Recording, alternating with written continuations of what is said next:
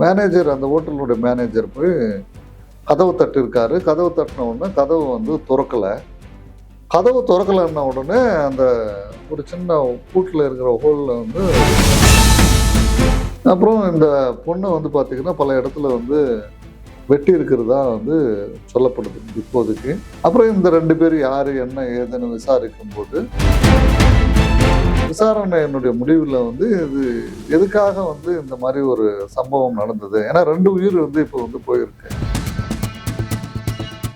தண்ணி அடிக்கிறவங்களுக்கும் வரும், கஞ்சா அடிக்கிறவங்களுக்கும் வரும், கொலை பண்றவனுக்கும் வரும், திட்டு தொழில் செய்யறவனுக்கும் வரும், எல்லாருக்குமே. பொண்ணு வந்து படிக்கிற பொண்ணு தான். இவங்க 2 பேரும் வந்து ரூம் கேட்டிருக்காங்க. ஆக்சுவலா வந்து இவங்களுக்கு ரூம் கொடுத்துருக்கலாமா, கொடுத்துருக்க கூடாது தானே. நம்ம இன்னைக்கு யாரை மீட் பண்ண போறோம்னு பாத்தீங்கன்னா உயர்நீதிமன்ற வழக்கறிஞர் கிருஷ்ணமூர்த்தி சாரை தான் மீட் பண்ண போறோம். வணக்கம் சார். வணக்கம். இப்ப ரீசெண்டா வந்து பெரிமேட்ல ஒரு கொடூரமான சம்பவம் நடந்திருக்கு. ஒரு பையன் வந்து ஒரு பொண்ணை வெட்டி போட்டு அவனும் வந்து தூக்கு போட்டு இறந்துட்டான் ஒரு ரூம்ல. ஸோ அந்த சம்பவம் பத்தி நீங்க என்ன சார் நினைக்கிறீங்க? அதாவது இந்த சம்பவம் வந்து பார்த்தீங்க அப்படின்னா ரொம்ப துரதிருஷ்டமான ஒரு சம்பவம், கொடூரமான ஒரு சம்பவம் கூட. அதாவது இந்த ராமாபுரத்தில் வந்து ஒரு பையன் சிவகங்கை மாவட்டத்தில் இருந்து சென்னைக்கு வந்து நர்சிங் படிக்கிறதுக்காக ஒரு பொண்ணு வந்திருக்கிறதா சொல்லப்படுது. அந்த பொண்ணுக்கும் இந்த ராமாபுரத்தில் இருக்கிற அந்த பையனுக்கும் எப்படியோ காதல் வயப்பட்டு காதலிச்சுட்டு வந்திருக்காங்க. அதுக்கப்புறம் என்ன நடந்ததுன்னு தெரியல இவங்களுக்குள்ள. அதுக்கப்புறம் அந்த பொண்ணு ஊருக்கு போயிருக்கு. அதுக்கு பிறகு அரியன் மதுரையை சேர்ந்த தெப்பக்குளத்துக்கு பக்கத்துல இருந்த ஒரு பையனை வந்து லவ் பண்ணி அந்த பையனை வந்து வடபழனி கோயிலில் வச்சு திருமணம் செஞ்சதா சொல்றாங்க. திருமணம் செஞ்ச பிறகு அந்த பையன் என்ன பண்ணிருக்கான், திருப்புவனத்துல இருக்கிற தன்னுடைய சித்தி வீட்டில் வந்து எடுத்துட்டு போய் குடி வச்சிருக்கான். அங்க வாழ்ந்துட்டு வந்திருக்காங்க. அவங்களுக்குள்ள வந்து மறுபடியும் ஏதோ ஒரு பிரச்சனை வந்திருக்க மாதிரி தெரியுது. பிரச்சனை வந்த உடனே அந்த பொண்ணு தன்னுடைய தாய் வீட்டுக்கு வந்து வந்துட்டு இருக்கு. அப்புறம் அந்த நர்சிங் படிப்பு இருக்கிறதுனால ஃபைனல் இயர்ஸ் அப்படின்றதுனால அந்த ஃபைனல் இயர் எக்ஸாம் எழுதிட்டு நான் வரேன் அப்படின்னு சொல்லிட்டு அந்த பொண்ணு சென்னைக்கு வந்திருக்கு. சென்னைக்கு வந்துட்டு ஹாஸ்டலில் தங்கி இருந்துட்டு காலேஜுக்கு வந்து போயிட்டு வந்திருக்கு. போயிட்டு வர்ற சமயத்தில் அங்க ஏற்பட்ட ஏதோ ஒரு மன உளைச்சலையோ இல்லை என்னன்றது வந்து தெரியல. அப்புறம் இந்த ராமாபுரம் பழைய காதலனோட எப்படியோ வந்து தன்னுடைய குறைகளை சொல்ல ஆரம்பிச்சதா என்னன்னு தெரியல. மறுபடியும் வந்து டெவலப் ஆயிருக்கு.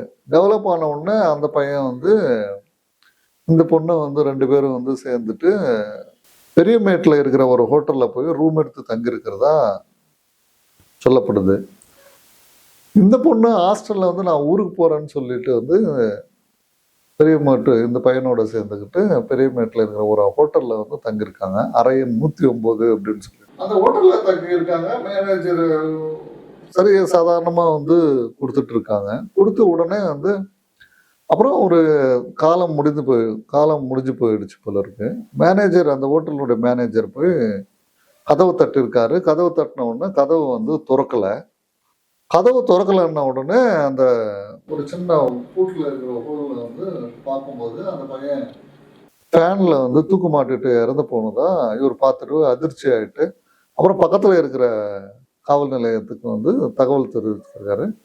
அப்புறம் காவல்துறை வந்து பார்த்து அதுக்கப்புறம் அந்த கதவை எல்லாமே உடைச்சி உள்ளே போய் பார்க்கும்போது அந்த பையன் தூக்கு மாட்டிட்டு செத்து போயிருக்கான். அப்புறம் இந்த பொண்ணை வந்து பார்த்தீங்கன்னா பல இடத்துல வந்து வெட்டி இருக்கிறதா வந்து சொல்லப்படுது இப்போதைக்கு. அதுக்கப்புறம் காவல்துறை 2 பேருடைய உடல்களை கைப்பற்றி பிரேய பிரசோதனத்துக்கு வந்து அனுப்பிச்சு வச்சிருக்காங்க. அப்புறம் இந்த 2 பேர் யாரு என்ன ஏதுன்னு விசாரிக்கும் போது ராமாபுரம்ன்றது இந்த பையனுடைய விலாசம், அந்த பொண்ணது வந்து சிவகங்கை மாவட்டத்துலன்றது வந்து விலாசம். 2 பேருடைய பேரண்ட்ஸையும் வர வச்சு விசாரணை செய்யும் போது அதுக்கப்புறம் பல இடங்களில் விசாரணை செய்யும் போது இவங்க ஏற்கனவே வந்து இந்த மாதிரி காதலிச்சிருக்காங்க காதலிச்சு வந்து அந்த பொண்ணு வந்து வேற ஒரு கல்யாணம் வந்து பண்ணிட்டு இருந்திருக்கு. ஸோ இந்த பையன் வந்து அந்த பார்த்து மனசுல வச்சுக்கிட்டு என்ன லவ் பண்ணிட்டு இன்னொருத்தனை போய் நீ கல்யாணம் பண்ணிக்கிறியா அப்படின்னு சொல்லிட்டு இந்த மாதிரி பண்ணியிருக்கான் அப்படின்னு இப்போதைக்கு தெரியக்கூடிய விஷயங்கள். இன்னும் விசாரணை வந்து நடந்துட்டு இருக்கு. விசாரணையினுடைய முடிவில் வந்து இது எதுக்காக வந்து இந்த மாதிரி ஒரு சம்பவம் நடந்தது, ஏன்னா 2 உயிர் வந்து இப்போ வந்து போயிருக்கு அப்படின்றதெல்லாம் வந்து விசாரணையினுடைய முடிவில் தான் தெரியும். ஏன்னா இப்போ அங்க கல்யாணம் பண்ண பையன் வேற இருக்கான் இல்லையா, ஸோ அவனை விசாரிச்சாதான் என்ன நடந்தது ஏது நடந்ததெல்லாம் வந்து தெரியும். அவங்களுக்குள்ள என்ன பிரச்சனை நடந்தது, இல்ல அங்க வந்து பாத்தீங்கன்னா இந்த பையனை வந்து கல்யாணம் பண்ணதுதான் பிரச்சனைன்னு சொல்லிட்டு அந்த பையன் ஏதாவது சொல்றானா, இல்ல அதனாலதான் எங்களுக்குள்ள பிரச்சனை வந்துச்சுன்னு சொல்றானா, இல்ல வேற ஏதாவது பிரச்சனைகள் வந்து அந்த பொண்ணு தன்னுடைய தாய் வீட்டுக்கு போனதா சொல்றாங்க இல்லையா, தாய் வீட்டுல வந்து அவங்க அம்மா கிட்டயோ இல்ல அப்பா கிட்டயோ இல்ல அவங்க ஃப்ரெண்ட்ஸ் கிட்டயோ இல்ல ஏதாவது வந்து இவங்க வந்து இந்த மாதிரி பிரச்சனைகள் இருந்ததுன்னு இதனாலதான் வந்து பிரச்சனைகள் வந்தது அப்படின்னு சொல்லியிருக்கா. ஸோ இதெல்லாம் வந்து விசாரணை வந்து செய்யும்போது இந்த பையன் ஏன் இந்த மாதிரி பண்ணான், இல்ல இந்த மாதிரி இந்த பையன் தான் பண்ணானா, இல்ல வேற ஏதாவது பிரச்சனைகள்ல வந்து ஏதாவது நடந்திருக்கா அப்படின்ற பல விதமான சந்தேகங்களுக்கு விசாரணையுடைய முடிவுல தான் நமக்கு வந்து முடிவு தெரியும். எது எப்படி இருந்தாலும் வந்து பாத்தீங்கன்னா இன்னைக்கு 2 உயிர்கள் வந்து பறிபோனது தான் கொடூரம். ரெண்டும் இது என்ன அப்படின்றது வந்து விசாரணையில தெரிஞ்சது அப்படின்னா, ஸோ அப்பதான் வந்து இதனால்தான் இது நடந்திருக்கு அப்படின்லாம் சொல்ல முடியும். ஏன்னா யூகத்துல வந்து நம்ம எதுவுமே வந்து சொல்ல முடியாது. எது ஒண்ணுமே வந்து பாத்தீங்கன்னா கண்ணால் பார்ப்பதும் பொய், காதால் கேட்பதும் பொய், தீர விசாரிப்பதே மெய். புரியுதுங்களா? இன்னைக்கு நம்ம ஒரு கண்ணுல வந்து நம்ம ஒரு விஷயத்த பாக்குறோம், காதுல வந்து ஒரு விஷயத்த கேட்கணும். ஆனா எதுக்காக சொல்றாங்க, இல்ல அவங்க சுயலாபத்துக்காக பேசுறாங்களா சொல்றாங்களான்றதெல்லாம் நமக்கு தெரியாது. ஆனா ஒரு விஷயத்த வந்து ரொம்ப டீப்பா வந்து என்கொயரி பண்ணும்போதுதான் அந்த விஷயம் வந்து இதுக்காக தான் நடந்திருக்கு அப்படின்றதெல்லாம் தெரியும். வழக்குகள்ல கூட அப்படித்தான். ஸோ இந்த விஷயம் வந்து போலீஸ் விசாரணையில அவங்க தீர விசாரிச்சாங்க அப்படின்னா, இப்போ 2 குடும்பத்தை வந்து வர வச்சுட்டாங்கல்ல. ஏன்னா எப்படி இருந்தாலும் இந்த 2 பாடிஸ் வந்து ஹேண்ட் ஓவர் பண்ணணும். 2 குடும்பங்கள் வரும்போது ஒவ்வொருத்தரும் ஒன்னொன்னு பேசும்போது வந்து பாத்தீங்கன்னா அது எல்லாமே வந்து நோட் பண்ணி வச்சுக்கிட்டு அந்த விசாரணை வந்து அடுத்த கட்ட லெவலுக்கு வந்து அவங்க போலீஸ் வந்து கொண்டு போவாங்க. அதுல வந்து உண்மை என்னன்றது வரும். இன்னும் அந்த பையனை வந்து விசாரிப்பாங்க.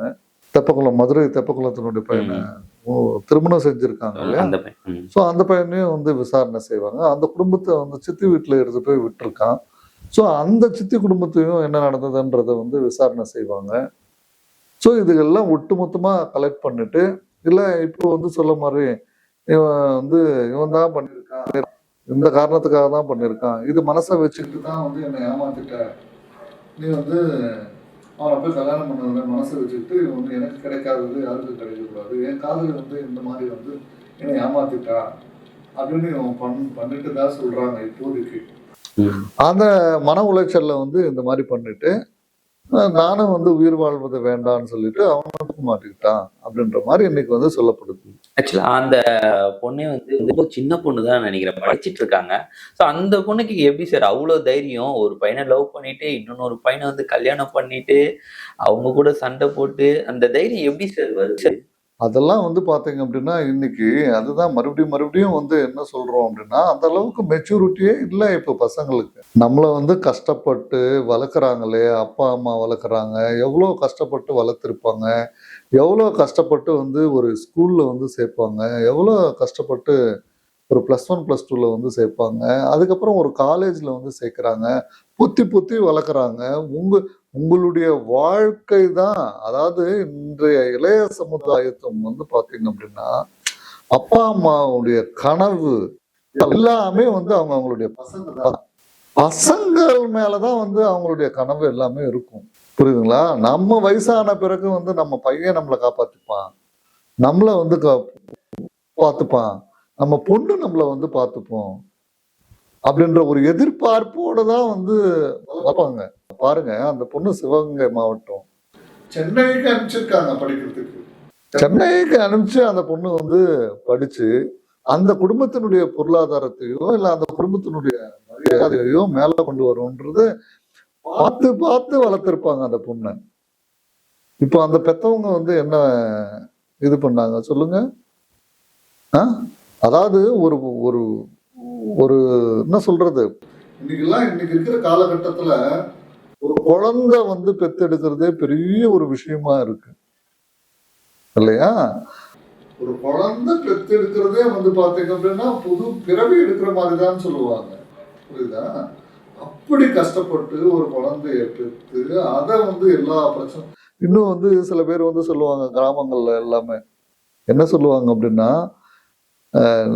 நம்ம ஏதாவது வந்து சண்டை போட்டோம்னு வச்சுக்கோங்களேன், தாய் தந்தை கிட்ட இவங்கெல்லாம் பெரியவங்களா இருக்கிறவங்க சொல்லுவாங்க, இல்ல தாயே வந்து சில நேரங்கள்ல வந்து சொல்லிடும், டேய் உங்களெல்லாம் வந்து பாத்தீங்கன்னா எறும்பு கடிக்காம மசு கடிக்காம உங்களை எவ்வளவு கஷ்டப்பட்டு நான் வளர்த்துருக்கேன், நீ இந்த அளவுக்கு அசால்ட்டா வந்து ஒரு வார்த்தை பேசுறீங்களே அப்படின்னு பெரியவங்க வந்து இன்னைக்கு கூட வந்து பேசுறது நம்ம காதுல விழுந்துட்டு தான் இருக்கு.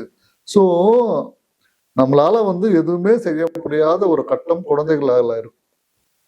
புரியுதுங்களா? ஏன் ஈவன் வந்து உச்சா போறதா இருந்தாலும் சரி, இல்ல இயற்கை உபாதைகள் கழிக்கிறதா இருந்தாலும் நம்ம எதுவுமே பண்ண முடியாது. யாரு பண்றாங்க? பெத்தவங்க தான் பண்றாங்க. இவ்வளவு கஷ்டப்பட்டு நம்மளை வந்து காப்பாத்தி நம்ம அதுக்கப்புறம் வளர்ந்து அதுக்கப்புறம் நம்ம கொஞ்சம் படிச்சுட்டு கொஞ்சம் இது பண்றதுக்குள்ள நமக்கு எல்லாம் உலகம் ஃபுல்லா நமக்கு தெரிஞ்சிருச்சு, நம்மளால வந்து பண்ணாதது எதுவுமே இல்லை அப்படின்னு சொல்லிட்டு பெத்தவங்களை தூக்கி போடுறது மிகப்பெரிய ஒரு தப்பு. சரி, நீங்க தூக்கி போட்டுடுறீங்க, உங்க இஷ்டத்துக்கு உங்களுடைய வாழ்க்கையை வந்து நீங்க வந்து அமைச்சுக்கிறீங்க. புரியுதுங்களா? ஆனா அனுபவமே இல்லாம எந்த ஒரு பெரியோர்களுடைய துணையும் இல்லாம டப்பு டப்பு டப்பு டப்புன்னு ஆழம் தெரியாம காலை வச்சுட்டு போயிட்டு இருந்தோம்னா அந்த இந்த மாதிரி பிரச்சனைகள் எல்லாம் நிறைய வருது. எதுக்கு பெரியவங்களுடைய பேச்சு கேட்கணும்னா, அவங்க வந்து இப்போ ஒரு வழியில வந்து ஃபார் எக்ஸாம்பிள் இப்போ வந்து வழியில வந்து நம்ம நடக்கணும், வழியில முள் இருந்தாலோ இல்ல பள்ளம் இருந்தாலோ முன்னாடி போறவனுக்கு தெரிஞ்சிடும், பின்னாடி வர்றவனுக்கு தெரியாது. முன்னாடி போறவன் பெரியவங்க, ஏன்னா அவன் அந்த இடத்த வந்து கிராஸ் பண்ணிருக்கான். அவன் கிராஸ் பண்ணி எப்பா இந்த இடத்துல பள்ளம் இருக்கு, பின்னாடி வர்றவன் நீ கொஞ்சம் பார்த்து வா அப்படின்னு சொல்லிட்டு முன்னாடி போறவன் சொன்னான்னா பின்னாடி வர்றவன் வந்து பாத்தீங்கன்னா பள்ளத்துல விழாம தப்பிச்சுப்பான். முன்னாடி போறவனுடைய பேச்சு பின்னாடி வர்றவன் கேட்கல அப்படின்னா முன்னாடி போறவன் அந்த பள்ளத்தை வந்து தப்பிச்சுட்டு போயிடுவான், பின்னாடி வர்றவன் அந்த பள்ளத்துல விழுந்துருவான். விழுறதுல வந்து அடிப்படும், இல்ல உயிரே போகும், என்ன வேணாலும் போகும். சோ இதுதான் வந்து பெரியவங்க சொல்றத வந்து கேட்கணும். நம்மள நம்பி பெரியவங்க இருக்காங்க. நமக்கு இந்த வாழ்க்கையெல்லாம் வந்து இது இல்லை, நம்ம எடுக்கிற முடிவுகள் வந்து தப்பா இருக்குமோ சரியா இருக்குமோன்னு சொல்லிட்டு யோசிக்கணும். முதல்ல பெத்தவங்க நம்மளை வந்து எவ்வளவு கஷ்டப்பட்டு வளர்க்கலாங்க அப்படின்றத வந்து யோசிக்கணும். அவங்களுக்கு நம்ம வந்து என்ன செய்ய போறோன்றத யோசிக்கணும்.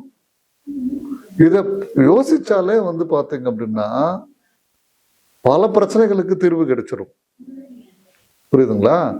சரி, ஏதோ தெரிஞ்சோ தெரியாமலையோ வந்து ஒரு பையனை வந்து காதலிச்சுட்டு அதுவே முதல்ல வந்து யோசிக்கணும். ரெண்டாவது நீ வந்து இன்னொரு விஷயத்துலயும் நீ போயிட்டு திருமணம் வந்து செய்யற. இப்ப பாருங்க, இப்ப பிரச்சனைகளை யார் கிரியேட் பண்ணிக்கிறது? பிரச்சனைகளை நம்ம தான் கிரியேட் பண்ணிக்கணும். இதுல வந்து அல்டிமேட்டா பாதிக்கப்படுறது வந்து நீங்க கிடையாது, பேரண்ட்ஸ் தான் பாதிக்கப்படுறாங்க.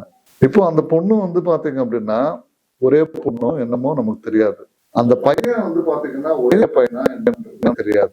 ஒரே பையனா இருந்தாங்கன்னு வச்சுக்கோங்களேன், ஊர்ல ஜென்ரலா சொல்லுவாங்க, கடைசி காலத்துல எங்களை யாரு பார்த்துப்பா. பயங்கரமான கொடுமை இதெல்லாம் இளைய தலைமுறை வந்து யோசிக்கணும். யோசிச்சு அவங்களுடைய வாழ்க்கையும் காப்பாத்திக்கணும், அவங்கள வளர்த்தவங்களுடைய எதிர்காலத்தையும் பார்த்துக்கணும். இதெல்லாம் யோசிச்சாங்க அப்படின்னா, ஆனா தெரிஞ்சோ தெரியாமலோ யாரோ ஒருத்தர் தப்பு பண்ணிட்டாங்கன்னா சரி ஏதோ விட்டுடணும். நம்ம அதை போயிட்டு நம்ம வந்து டிக் பண்ணிட்டு பழி வாங்கணுன்றதுக்காக இது பண்ணி இப்ப தன்னுடைய உயிரும் வந்து பாத்தீங்கன்னா இந்த பையன் வந்து பண்ணிட்டு இருக்கிறது எந்த விதத்துல நியாயம்? இந்த ஜென்ரேஷன் பாத்தீங்கன்னா ரொம்ப கெட்டு போயிட்டாங்க. இந்த ஊர்ல இருந்து இங்க சென்னைக்கு வந்து படிக்கிறவங்களோ, வேலை செய்றவங்களோ, இந்த பொண்ணுங்களோ, பசங்களோ வந்து இப்ப யார் நம்மள கேட்க போறாங்க அப்படின்னு சொல்லி ரொம்ப கெட்டு போயிட்டாங்க சார். இந்த நைட் வெளிய சுத்துறது, அங்க போறது, இங்க போறது. ஏன்னா யாரும் கேட்க போறது இல்ல. அம்மா கேட்டா நான் தூங்கிட்டேம்மா அப்படின்னு சொல்லி. இந்த ஜென்ரேஷன்ல இங்க சென்னைக்கு வந்து ரொம்ப பேரு கெட்டு போயிட்டாங்க சார். நீங்க சொன்ன மாதிரி தான். அதாவது ஒவ்வொருத்தருக்கே வந்து பாத்தீங்க அப்படின்னா நம்ம தப்பு சொன்னோம் அப்படின்னா நம்ம அந்த நிமிஷத்துல தப்பிச்சுக்கிறோம். ஆனா நம்மளுடைய மனசாட்சி நம்மள வந்து பாதிக்கும் ஒரு நாளைக்கு. அது சாகடிக்கும் அந்த நிமிஷமே. ஆனா நம்ம தப்பு சொல்லிட்டுமே அப்படின்னு சொல்லிட்டு அது நம்ம கேள்வி கேட்கும் நம்மள. ஆனா அதெல்லாம் யாரும் உணர்றது இல்ல. சரி, மனசாட்சியே வந்து திருப்பி கேட்கும், நீ தப்பு சொல்லிட்ட, ஆனா நீ சொன்னது தப்பு அப்படின்னு ஒரு உணர்வு வரும். எப்பேற்பட்டவங்களுக்கும் வரும். பொய் சொல்றவங்களுக்கும் வரும், தண்ணி அடிக்கிறவங்களுக்கும் வரும், கஞ்சா அடிக்கிறவங்களுக்கும் வரும், கொலை பண்றவனுக்கும் வரும், திட்டு தொழில் செய்யறவனுக்கும் வரும். எல்லாருக்குமே அந்த ஒரு உணர்வுன்றது வரும். நீ பண்றது தப்புன்னு சொல்லிட்டு எல்லாம் வந்து வராம யாருக்குமே இருக்காது. கண்டிப்பா ஒரு உணர்வு வந்து உன்னை வந்து எச்சரிக்கை பண்ணும். அது மனசாட்சியினுடைய வார்த்தைகளை நம்ம கேட்கலன்னு வச்சுக்கோங்களேன். மனசாட்சி என்ன பண்ணிட்டோம்னா, நான் சொல்ற பேச்ச நீ கேட்கல, கடைசியில என்னமோ குடிச்சவராப்போ தண்டனையை போய் அனுபவிச்சுக்கோ அப்படின்னு விட்டுரும்.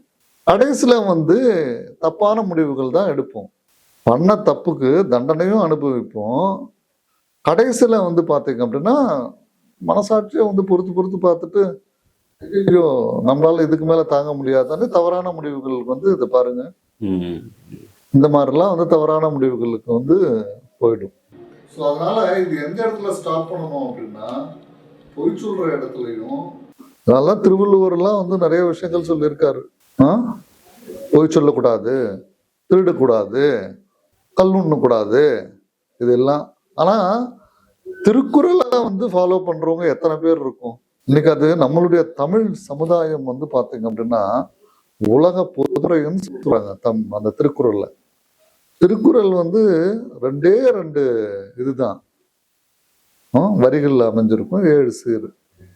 ஸோ இது வந்து பாத்தீங்க அப்படின்னா தெரிஞ்சுக்கிட்டாலே வாழ்க்கை எல்லாத்துக்குமே அடங்கிருக்கு. சொல்லிட்டு தான் இருக்காங்க நிறைய பேர், படிங்கன்னு சொல்லிட்டு, திருத்திக்கோங்கன்னு சொல்லிட்டு. யாரு படிக்கிறா? யாரு பேச்சு யாரு கேட்கிறா? கடைசியில அவங்க பேச்சு அவங்களே கேட்கறது இல்ல, தப்பா முடிவுகள் எடுத்துடுறது. அதனால வந்து பாத்தீங்கன்னா தன்னையே தான் அழிச்சுக்கிறாங்க. அதான் கடைசியில வந்து ரிசல்ட்டா இருக்கு. இப்ப இந்த 2 பேருமே வந்து சின்ன பசங்க தான் சார். அந்த பொண்ணு வந்து படிக்கிற பொண்ணு தான். இவங்க 2 பேரும் வந்து ரூம் கேட்டிருக்காங்க. ஆக்சுவலா வந்து இவங்களுக்கு ரூம் கொடுத்துருக்கலாமா, கொடுத்துருக்க கூடாது தானே, ஏன்னா சின்ன பசங்க அப்படின்னு சொல்லி. ஸோ இது மேனேஜர் மேல கேஸ் போட எதனா வாய்ப்பு இருக்கு, ஆக்ஷன் எடுக்க?